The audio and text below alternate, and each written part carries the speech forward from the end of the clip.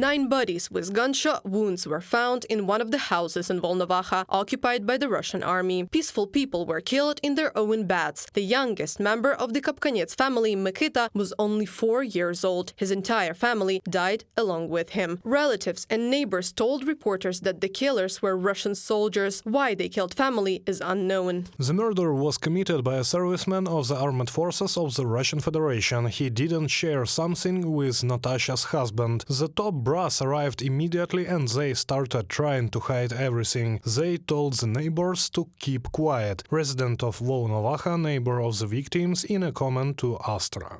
All are killed in the head, on the beds. The house was flooded with water, apparently to hide the evidence. All the neighbors say that the killers are military. No one has been detained, everyone is now scared. Resident of Volnovakha, neighbor of the victims, in a comment to Astra.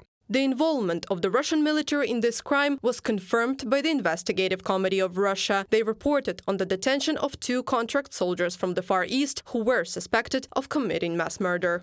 And for them, it is important to show the local residents that there is a law here, that we will find everyone now, everything will happen. But in fact, nothing happens. There has never been a single case that was completed. I suspect that all cases are closed either they're due to the lack of something or with reference to martial law, which according to Russian law is in effect in the temporarily occupied territories of our country.